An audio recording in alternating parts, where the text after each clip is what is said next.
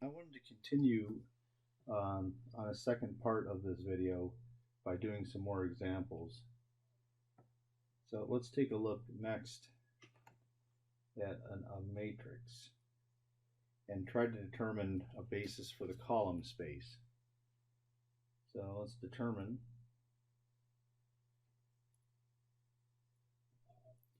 a basis for call A, where A is given by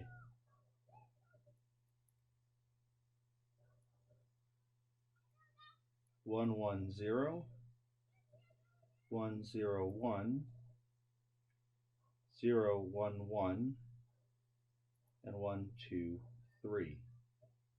Now, remember some of your theory from before. The column space can be no more than 4 vectors long, just because there's 4 columns here. But then, since there's only 3 rows, the most that we can actually have are 3 linearly independent columns. Okay, to help do this, we're going to perform elementary row operations on this matrix. So first thing I'm going to try to do is wipe out this entry in the second row, the first non-zero entry. So to do that, I'll take the negative of R1 plus R2.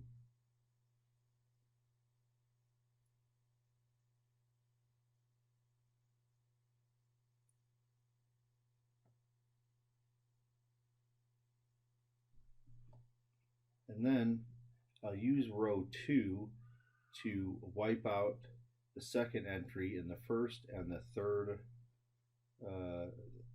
rows. So I'll do R2 plus R1, then R2 plus R3. So let's be careful here. Negative 1 plus 1 will make that into a 0. 1 plus 0 will make that into a 1. And then 1 plus 1 will make that into a 2. The second row, it's unaffected by this.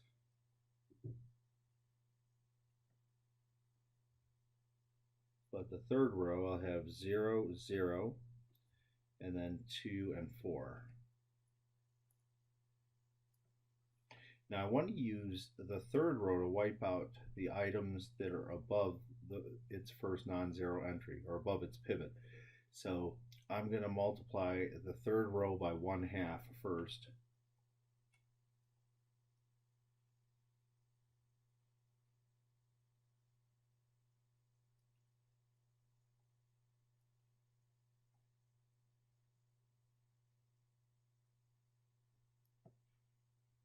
And then I'm going to use row 3 to wipe out the entries above its first non-zero.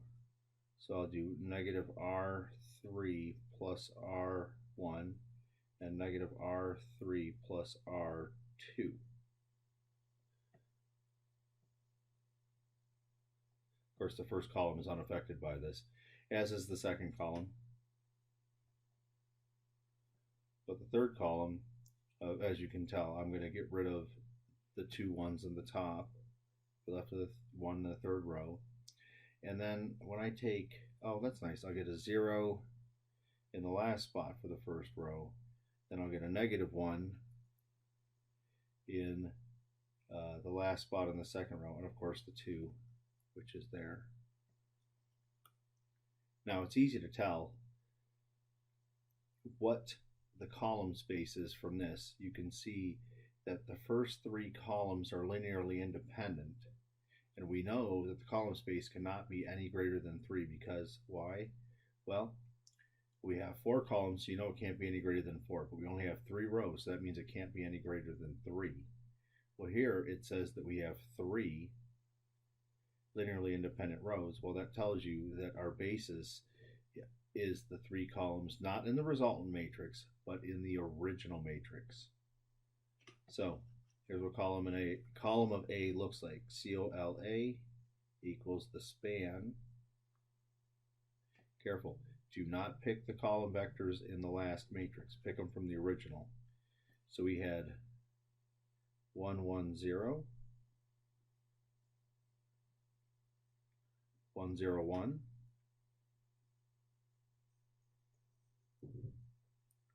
and then a 0, 1, 1. So while we're at this, determine null A from the last example.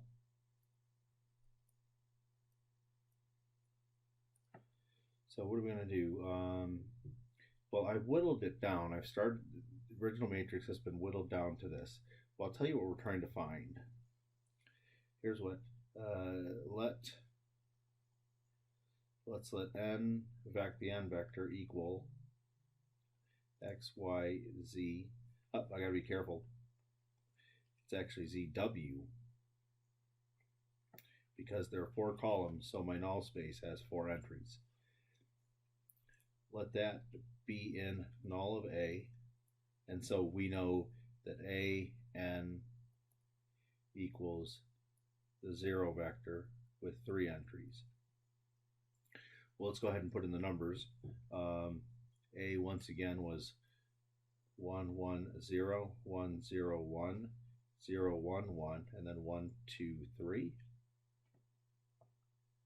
And we're multiplying that times x, y, z, w. And that is supposed to come out to be equal to 0, 0, 0. Let's make it into an augmented matrix.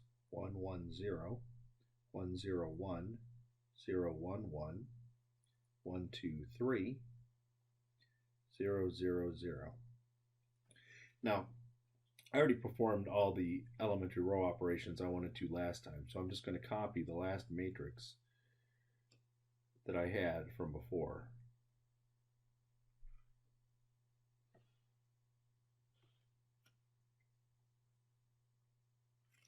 And through a series of operations, I will achieve this matrix.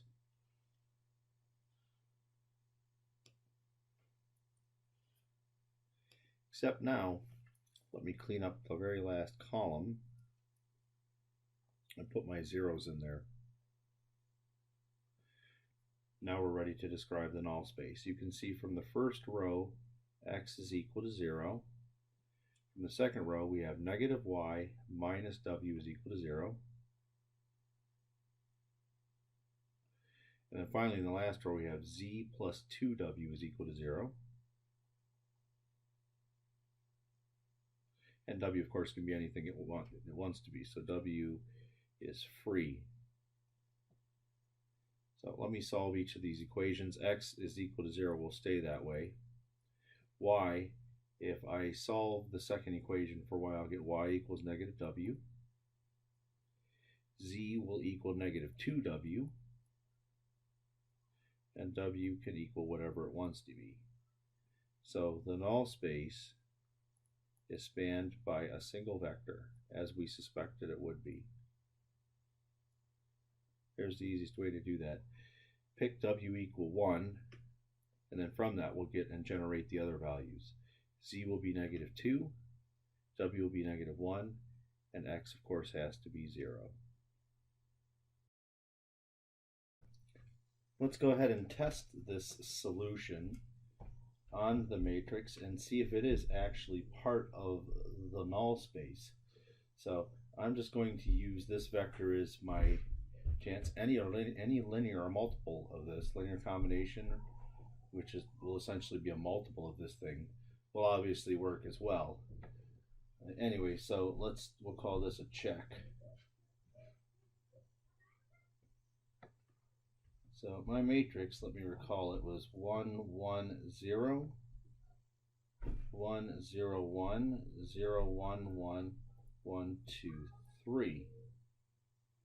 And I'm going to multiply it to the vectors 0, negative 1, negative 2, 1. And we'll see what that turns out to equal. Remember, it's going to have 3 rows. So let's start with my first row. I'm going to have 1 times 0, which will be 0. 1 times -1. So I'm at -1 so far. That 0 won't do anything. And 1 times 1, that will zero it out. Let's check the second row here. I have 1 times 0 doesn't do anything. 0 times -1 doesn't do anything. 1 times -2 is -2, but then 2 times 1, +2, will cancel that out. And then one last thing to try this third row. 0 times 0 doesn't do anything, but 1 times -1, we get -1. Then 1 times -2, so together I'm at -3. But then we have a +3 times 1, that zeroes it out. So there we go. It checks out. Now, I need to do a little bit of theory. So let's call this a theorem. Let V be a vector space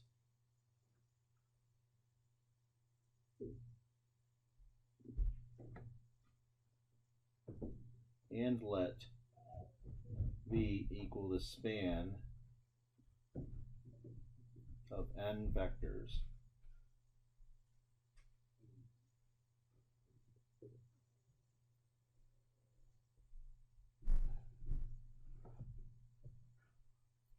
Now, if V1 up to Vn are linearly dependent,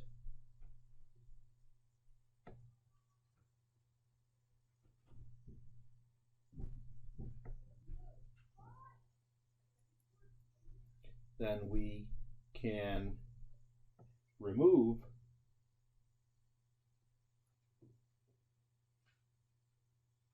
a vector, I don't know why a vector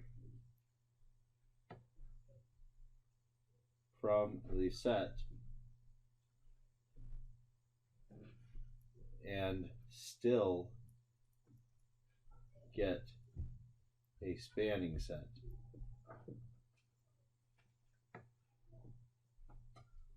So the way we go about this is since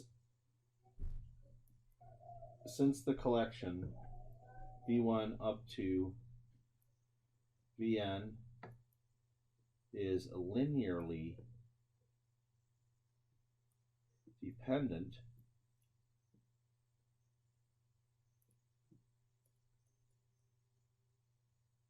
there exist C1, C2 up to Cn in R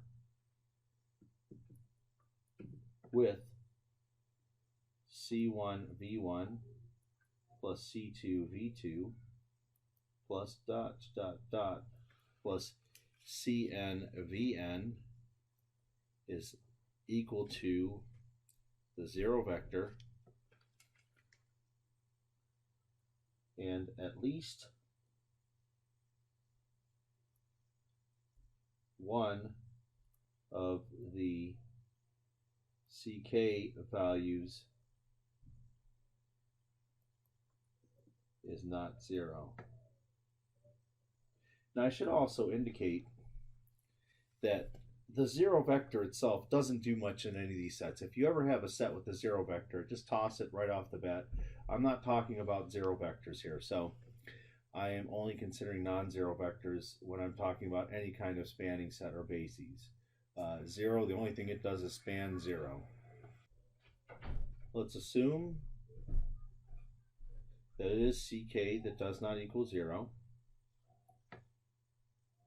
Then what I'm going to do is I'm going to, in this equation here, I'm going to subtract out the part with VK and CK.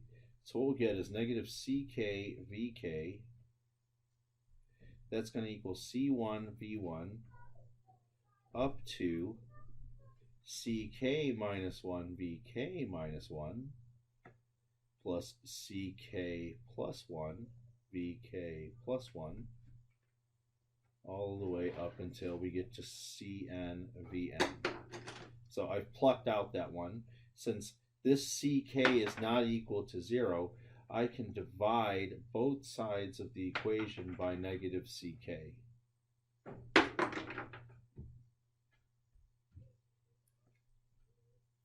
And so I will get V sub k equals negative C1 over Ck times V1 minus C2 over Ck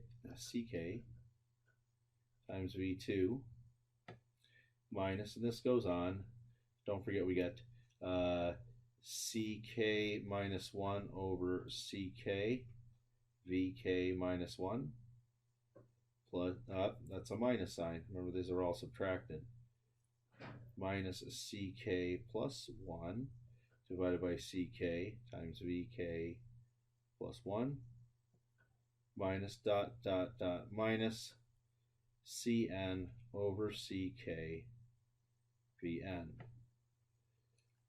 So we see that Vk is a linear combination of the rest of the V's. Now, this set is a spanning set. We know that the V1 through Vk or Vn spans all of V. So let U be any vector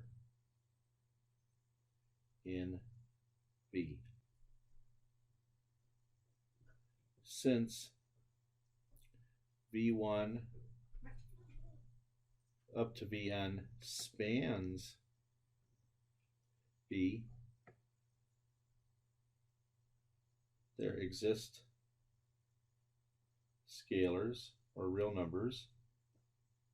Let's use something different this time. D1, D2 up to Dn in the real numbers such that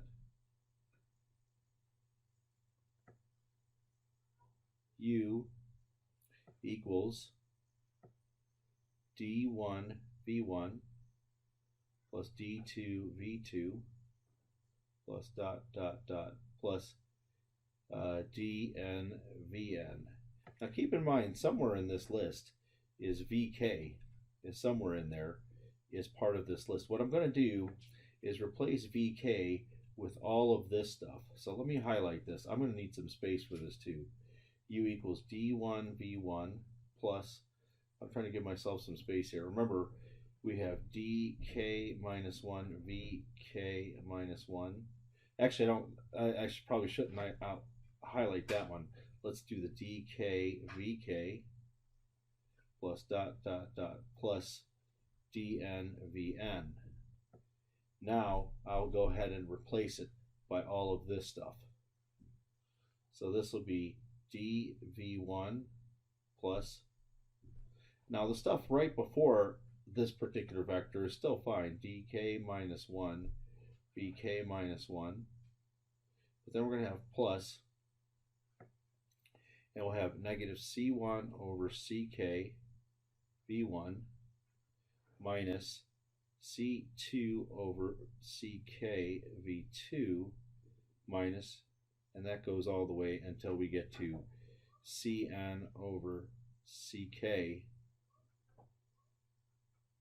vn. Of course, there is no vk in here.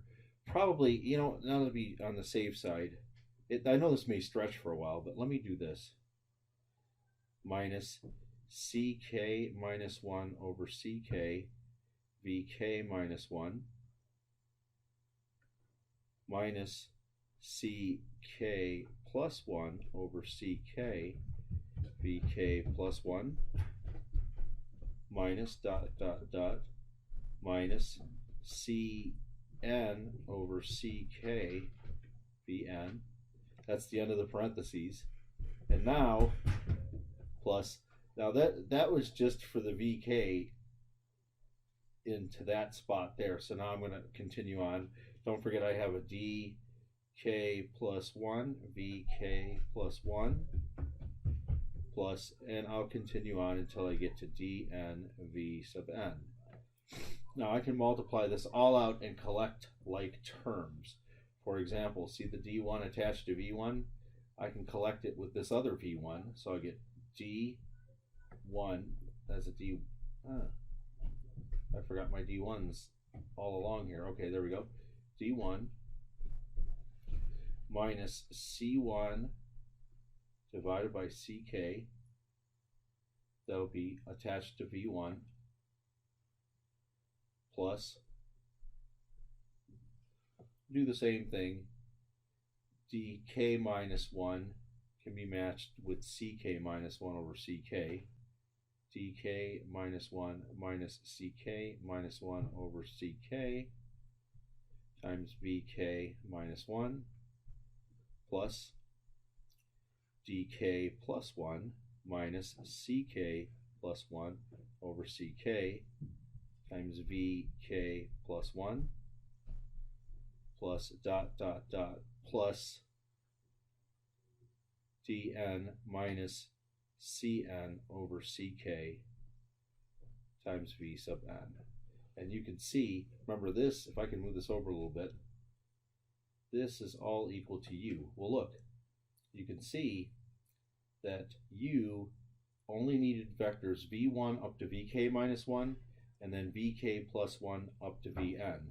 So u is in the span of v1 up to vk minus 1, vk plus 1, dot dot dot vn. So since that was an arbitrary vector in V, this implies that V equals the span of just those vectors now.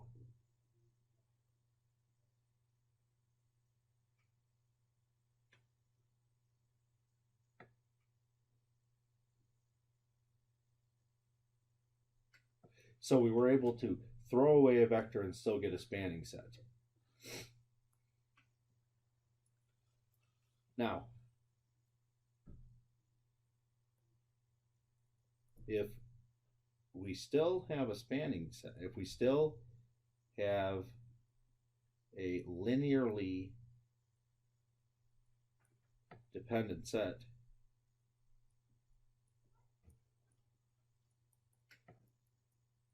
then repeat the process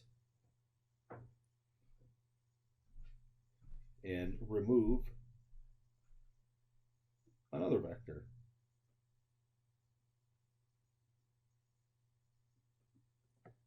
And if that still doesn't work, keep going until we get a linearly independent set.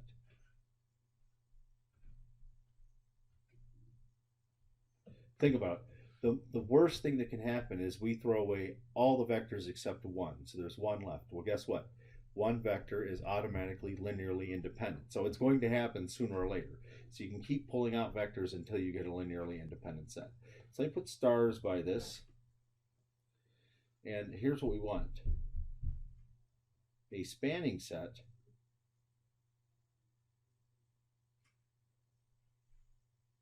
can be refined, that is, removing vectors if needed, can be refined to get a linearly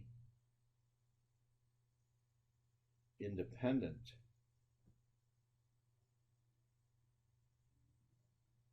set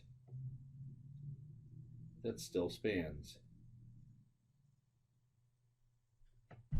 Of course, such a thing will be exactly what we're looking for, which will be a basis.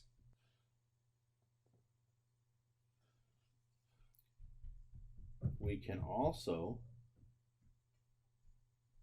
take a linearly independent set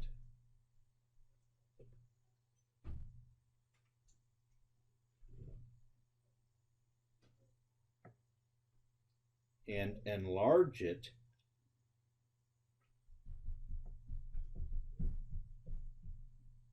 to get a linearly independent set that spans.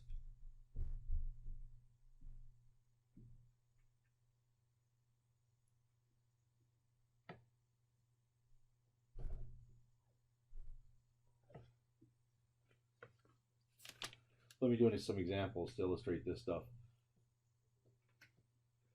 Let's start with something that has just a linearly independent set that doesn't span yet. So let's pick some vectors. V1 will be 1, -2, 3, and V2 will equal -2, 7, -9. Of course, these two things are in R3. So is the set V1, V2 a basis for R3? Well, let's check linear independence.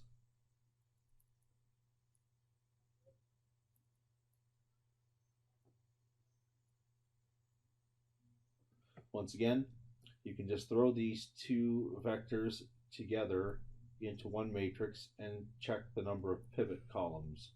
If I've got two of them, then I know they're linearly independent. So I will do twice R1 plus R2, and then -3R1 plus R3. And the way I did that, I chose that specifically to zero out the entries in the first column under the 1. Now let's see what else happens. We have -2 times 2 is -4 plus 7. I'll get a 3 in this spot. And then -2 times -3 will be 6. I'll get a -3 in this spot. The top spot was unaffected. Now you might guess this already. I'm going to wipe out that -3 in the bottom right corner. So I'm going to do just R2 plus R3.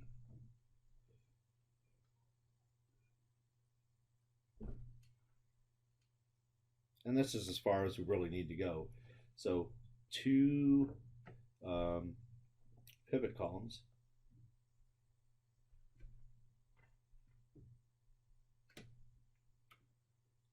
Mean linear independence. I do want to pause for a second here, and on some of these I also indicated that when something like this happened, they spanned. That only happens when I would have another column, because I would need to have 3 pivot columns in order for the whole thing to span. That's because whenever you get a matrix that is square, which if I had another column, it would be square, then you can take inverses of it, and that allows you to solve the equations and find the values of the scalars that you need to work for the situation. Unfortunately, when it's not square, well, the best I can say is we have linear independence. So at least that's all I was going for. Spanning, and this here almost certainly is not going to span.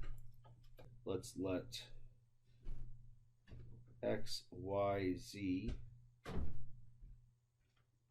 be in R3, and let's see if there are scalars. Oh, let's just use A and B with A times the first vector, 1, -2, -3. I don't know if there's a +3. Plus B times -2, 7, -9. That equals this unknown vector. We'll do our usual business, and we'll turn this into an augmented matrix.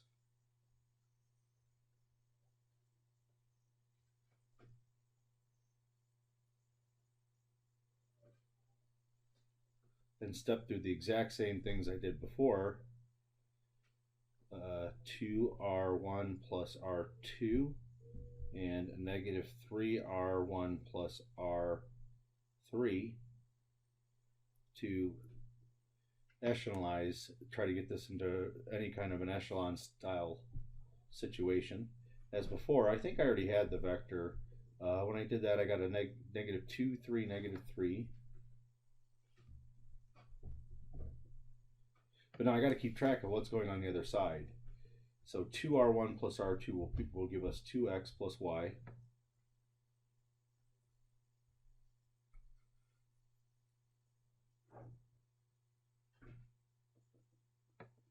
And then negative 3r1 plus r3 will give us negative 3x plus z.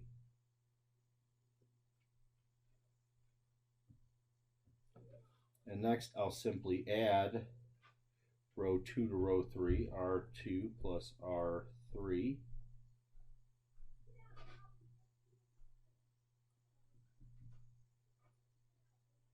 And let's keep track of the other side.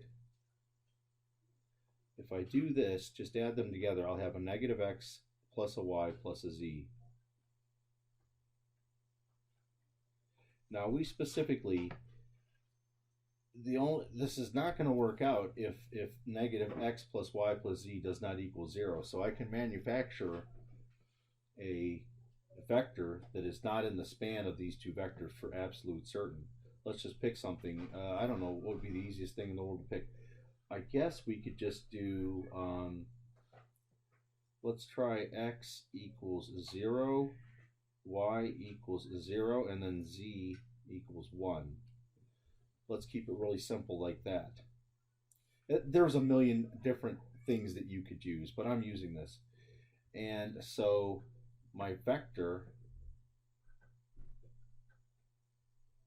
0, 0, 1 is not in the span of those other two vectors.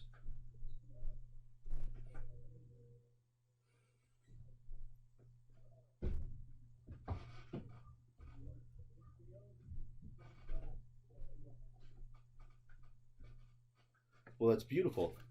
This is how you enlarge it to get a larger set that is still linearly independent, and maybe you luck out and it spans. Why? Because this vector is not in the span of them. I know that the set with it added in is still linearly independent.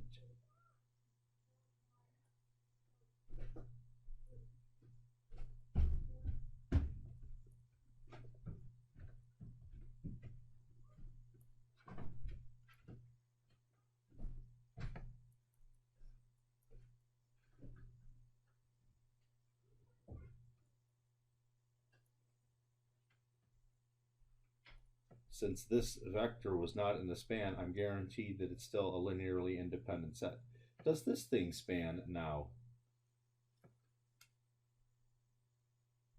Let's see if I want to say R3 is R3 equal to the span of this new set of vectors. 1, negative 2, 3.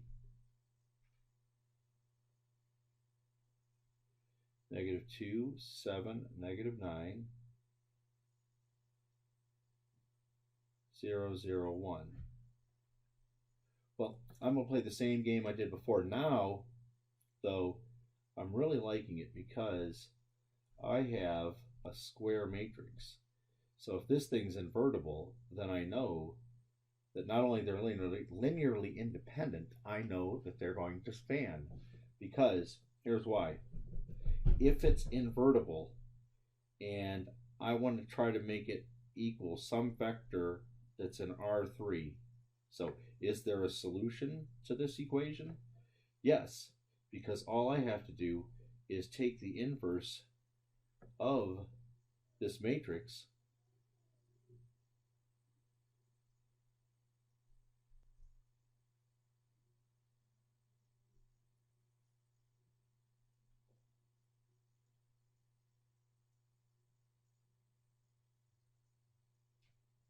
and I will get a solution X.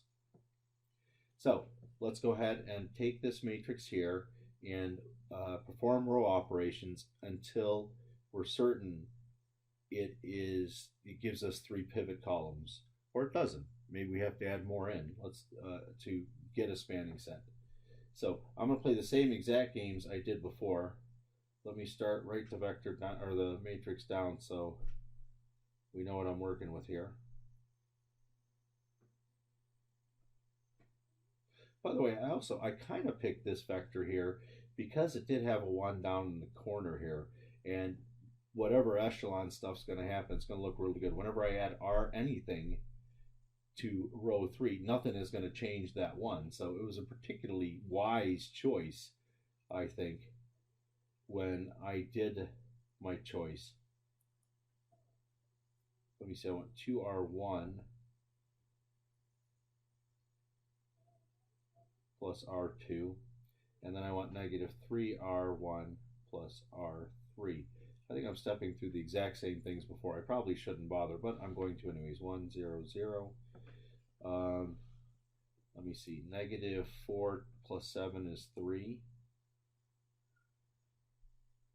Then, as I recall, I had a negative 3 down here. 0, 1. And then I add R2 to R3. Notice that last column really is not affected by any of this stuff.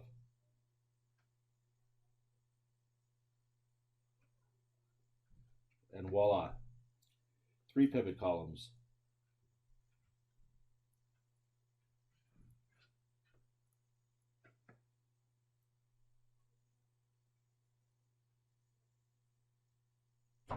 Three pivot columns means we have linear independence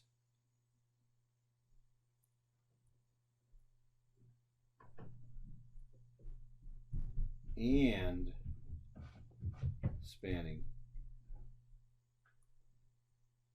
So that's how you enlarge. Simply find a vector that's not in the span of the given vectors and throw it in there, and you'll enlarge the set. And you may luck out and that one spans. If it's still not good enough, it's at least linearly independent.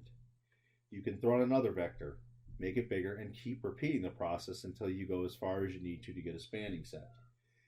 Now, there is a little trick here. All the stuff that we've been working with so far have been called finite dimensional vector spaces. This method of adding in vectors and trying to enlarge it, there is technically, in a finite dimensional vector space, there will be an end to it. But if you have an infinite dimensional vector space, and it's quite possible, like the set of all polynomials, not just polynomials less than or equal to a certain degree, but the set of all polynomials have an infinite dimensional vector space. You could keep adding vectors forever and never get a spanning set. So keep that in mind. It's only true for finite dimensional vector spaces. And you'll know an infinite one when you see it. Everything that we deal with almost certainly is going to be finite. Maybe we'll deal with infinite vector spaces as an example once or twice or something like that, but they're really not going to be studied in this course.